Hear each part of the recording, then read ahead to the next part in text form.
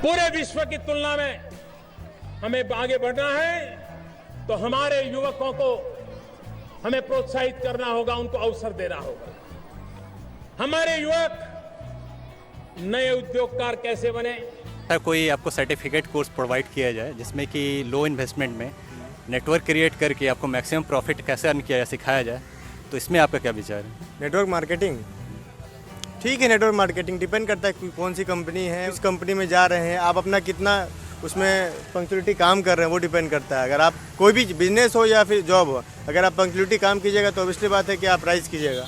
ये जो इस तरह का अगर कोर्स है करवाया जाए इससे स्टूडेंट को एम्प्लॉयमेंट मिल सकता है, तो ये इससे मतलब कुछ स्टूडेंट्स का प्रॉब्लम सॉल्व हो सकता है। अच्छी बात है, तब तो ये होना चाहिए। बिजनेस जितना अच्छा बढ़ेगा उतना हमारे जीडीपी को ग्रोथ मिलेगा, वो हमारे इंडिया के लिए ठीक है, कंट्री के लिए होना चाहिए। ऐसा बेनिफिशियल रहेगा स्टूडेंट के लिए। बेनिफिशियल रहेगा, बहुत ज़्यादा बेनिफिशियल रहेगा, होना चाहिए ये। हाँ, अगर बच्चा को शॉर्ट कोर्स करके उसका अगर प्रॉपर गाइडलाइन दिया जाए, उसको प्रॉपर डायरेक्शन दिया जाए, उसका हाथ में मूलधन दिया जाए, तो हमको मेरे ख्याल से वैसे अगर स्टूडेंट को अगर खबर मिलता है तो स्टूडेंट अगर जो इच्छुक है वो ज्वाइन कर सकता है उस हिसाब से।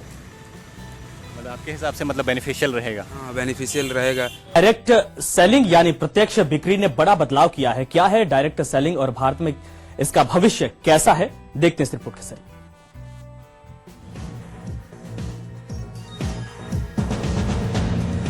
डायरेक्ट सेलिंग तेजी से फैलता और काफी सक्रिय व्यापारिक माध्यम है जिसमें उत्पाद और सेवाओं की मार्केटिंग सीधे उपभोक्ताओं के साथ की जाती है। इसमें उपभोक्ता और विक्रेता सीधे जुड़े होते हैं। डायरेक्ट सेलिंग की सबसे खास बात यह है कि इसको निजी संपर्कों के आधार पर बड़े पैमाने पर कामयाब बनाया जा सकता है और बड़ा मुनाफा कमाया जा सकता है। करीब 60 लाख लोग आज डायरेक्ट सेलिंग से जुड़े हुए हैं जिनका खुद का अपना इंडिपेंडेंट बिजनेस है। उसमें वैरी करेगा कि कोई हो सकता है 5-6 हजार कमा रहा हो महीने का, और कोई हो सकता है कि 2-3 लाख कमा रहा हो एक ही महीने में डायरेक्ट सेलिंग के बिजनेस से ही।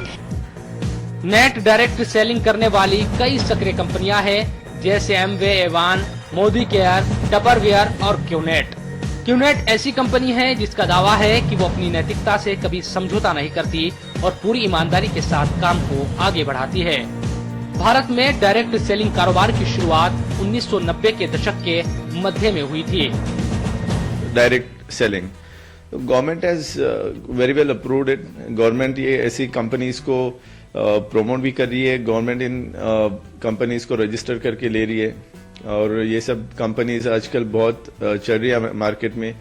अभी इसमें क्या हो रहा है, दोस्तों आज की इस वीडियो में आपके लिए नरेंद्र मोदी जी ने ऐसा क्या बोल दिया जो कि पूरे नेटवर्क मार्केटिंग इंडस्ट्री में हड़कंप मच गया है। दोस्तों अगर आप जानना चाहते हैं तो लेटेस्ट न्यूज आपको इस ऑब्जेक्शन किलर चैनल पे आपको मिलता रहेगा दोस्तों, और चैनल को अभी कर लीजिएगा सब्सक्राइब और बेल आइकन को जरूर प्रेस कर दीजिएगा। दोस्तों इस में डायरेक्ट सेलिंग इंडस्ट्री की ग्रोथ बेहतर है और वित्तीय वर्ष 2019-20 तक के 3.4 करोड़ डॉलर तक पहुंचने की उम्मीद है।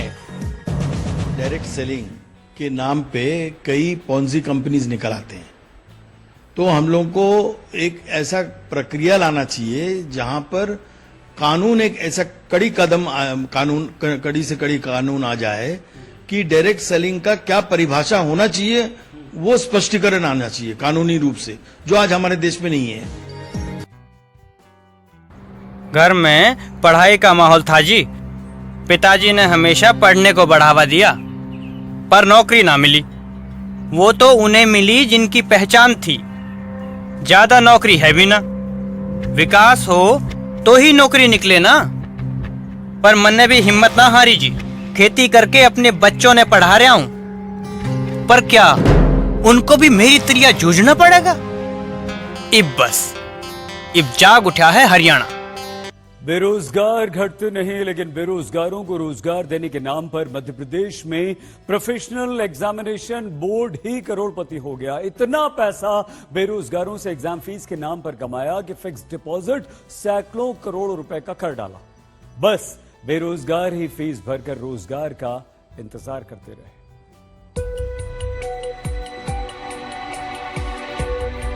सतना के प्रिंस और ग्वालियर की शालिनी सिंह की तरह हजारों बेरोजगार मध्य प्रदेश के ऐसे हैं जिनका एक सवाल है, क्या जिन संस्थाओं पर बेरोजगारों को नौकरी देने का जिम्मा है वही संस्थाएं बेरोजगारों से पैसा कमाने की मशीन बन जाएंगी?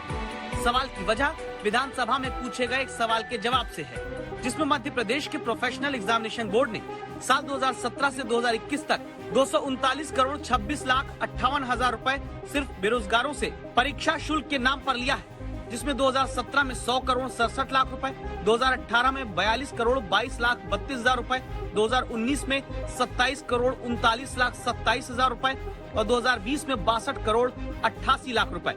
2021 में परीक्षा फीस के रूप में बेरोजगारों से 6 करोड़ 9 लाख 94 हजार रुपए लिए गए।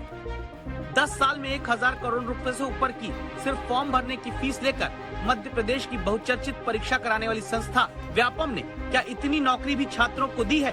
दी होती तो सतना के प्रिंस अपने किसान पिता से। हेलो दोस्तों, आपसे हाथ जोड़ के प्रणाम है मेरा दोस्त। देश में रोजगार की खबर स्थिति को लेकर प्रधानमंत्री नरेंद्र मोदी जी ने जो दहाड़ लगाई है उससे पूरे देश में हलचल मच गई है। भारतीय अर्थव्यवस्था के वर्तमान परिदृश्य और देश में रोजगार की स्थिति को ध्यान में रखते हुए प्रधानमंत्री नरेंद्र मोदी नेटवर्क मार्केटिंग अभियान ने सही राह पकड़ी है। उद्योग ने भी नेटवर्क मार्केटिंग कार्यबल के महत्व को महसूस किया है और इसीलिए अपने संसाधनों के नेटवर्क मार्केटिंग के मूल्यों को जोड़ने के लिए उनकी ओर से सचेत प्रयास किए गए हैं। नेटवर्क मार्केटिंग एक और पहल है जिसने सभी भारतीय मूल के निर्माताओं को विभिन्न क्षेत्रों में अधिक निवेश करने के लिए प्रोत्साहित कर दिया और लोगों के लिए रोजगार कई अवसर पैदा कर रहा है वो बाय नेटवर्क मार्केटिंग। बेरोजगारी अभी भी भारत सरकार के लिए सबसे बड़ी चिंताओं में से एक बनी हुई है, जो पीएम नरेंद्र मोदी ने नेतृत्व में अधिक रोजगार पैदा करने के लिए कड़ी मेहनत कर रही है। यह एक ऐसा मुद्दा नहीं है जिसे एक झटके में निपटाया जा सके, बल्कि बेरोजगारी अनुपात में सुधार के लिए सरकार और उद्योगों से संयुक्त प्रयास की आवश्यकता होगी। यानी प्राइवेट जितनी भी कंपनियां हैं नेटवर्क मार्केटिंग की, वह भी एक निश्चित अवधि में इंडियन डायरेक्ट सेलिंग एसोसिएशन के महासचिव अमित चड्ढा का मानना है। डायरेक्ट सेलिंग के बारे में बात करते हुए वह कहते हैं कि डायरेक्ट सेलिंग एक ऐसा उद्योग है जो देश में लगभग 20 वर्षों से स्वरोजगार के अवसर पैदा कर रही है। चूंकि डायरेक्ट सेलर बनने के लिए ऐसा कोई प्रतिबंध और मानदंड नहीं है। समाज के सभी क्षेत्रों के लोग लिंग, कौशल, फिट और उम्र की परवाह किए बिना डायरेक्ट सेलिंग में शामिल होते हैं। डायरेक्ट सेलिंग में 60 साल के व्यक्ति का उतना ही स्वागत है जितना कि 18 ईयर्स के व्यक्ति का। डायरेक्ट सेलिंग हर किसी को खुली बाहों से गले लगाती है। पिछले 2 दशकों में से इस उद्योग ने देश के हर कोने और तक अपनी पहुंच बना ली है और यह हर गुजरते दिन लोकप्रिय हो रहा है। 2024-25 में उद्योग ने देश में लगभग 40 लाख स्वरोजगार के अवसर पैदा करने वाली है और हमें उम्मीद है कि आने वाले दिनों में यह संख्या बढ़ेगी। ऐसा समय में जब कारोबार तेज गति से नहीं बढ़ रहा है और देश में रोजगार सृजन पर भी असर पड़ा, ऐसे परिदृश्य और प्रत्यक्ष बिक्री उन लोगों को उद्योग में से एक रही है जो लगातार प्रगति कर रही है और समग्र विकास की दिशा में सीमाओं को आगे बढ़ा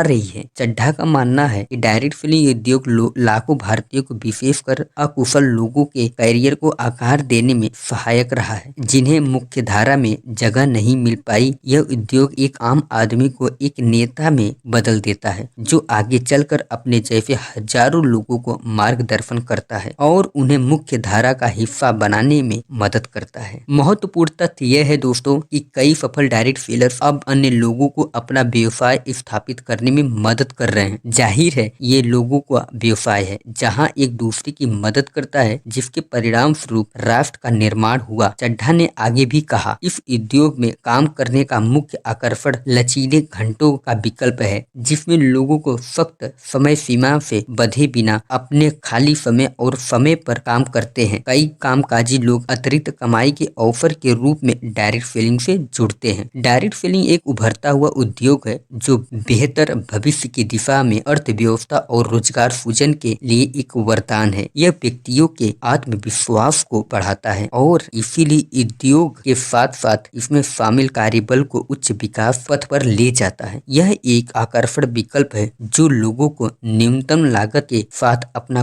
खुद का व्यवसाय चलाने के साथ साथ आय उत्पन्न करने की अनुमति भी देता है। समय की मांग है डायरेक्ट सेलिंग जिसका कई लोगों के जीवन पर सामाजिक आर्थिक प्रभाव पड़ता है। न केवल यह रोजगार पैदा करता है, परिणाम स्वरूप उद्योग अपने कार्यबल को कौशल ज्ञान व्यक्त करने की शक्ति, पारस्परिक कौशल में सुधार और सबसे ऊपर एक नेता का जीवन जीने, दूसरे को अपनी सफलता को दोहराने के लिए प्रेरित करने के साथ सशक्त बनता है। चड्ढा ने आगे कहा दावा किया है। आज दोस्तों अगर आप देखते हैं कि भारत में आईटी जो कंपनी है 2024 में 40% कम हायरिंग करेगी। हायरिंग का मतलब वो कम लोगों को अपने कंपनी में रखेगी। क्या ये मामूली कटौती है? आईटी कंपनी में बहुत कम चांसेस है कि नौकरी मिल पाना। अगर आप दोस्तों देख रहे हैं हर कोई डिग्री लेकर बाइक लेकर कहीं न कहीं धरना प्रदर्शन ही करता चला जा रहा है। दोस्तों इनको कब अकल आएगी ये तो आप कमेंट में बता सकते हैं। इनकी हेडलाइन को देखिए। 2023 की आईटी सेक्टर में 25 साल के बाद हायरिंग सिकुड़ गई है। जुलाई के सितंबर के महीनों में नौकरियां घट चुकी थी। 25 साल में पहली बार ऐसा हुआ है। कारण भले ही ग्लोबल है, अब डंका बजेगा आत्मनिर्भर भारत। सवाल ये उठता है आंतरिक तौर पर भारत में इंजीनियरिंग के लिए जॉब मार्केट नहीं है। अब जो व्यक्ति इंजीनियरिंग की तैयारी कर रहे हैं, मेडिकल की तैयारी कर रहे हैं, कोई भी जॉब नहीं है दोस्तों। आप जिस नेटवर्क मार्केटिंग इंडस्ट्री में काम कर रहे हैं, जिस भी कंपनी में काम कर रहे हैं, अपना पूरा यानी पावर लगाकर उसमें दिल और जान लगाकर ना भी हो सके मेहनत करिए दोस्तों, और इसमें आपको 100% सफलता मिलेगी। क्योंकि जब आईटी कंपनी, गूगल, बहुत सारी कंपनियां कम हायरिंग कर रही है, इसका मतलब है वो लोग बेरोजगार होंगे तो आपके साथ ही जुड़ेंगे, ऐसा मेरा विश्वास है दोस्तों। आप दिल और जान लगा के काम करिए। तो दोस्तों ये वीडियो आपको कैसी लगी कमेंट जरूर करिए दोस्तों, और किस टॉपिक पे वीडियो आप चाहते हैं उस टॉपिक पे जरूर आप कमेंट में लिखिए। तो दोस्तों चैनल पे नए होंगे चैनल को अभी कर लीजिएगा सब्सक्राइब और बेल आइकन को प्रेस कर लीजिएगा। थैंक यू वेरी मच दोस्तों। की कोशिश करने की जगह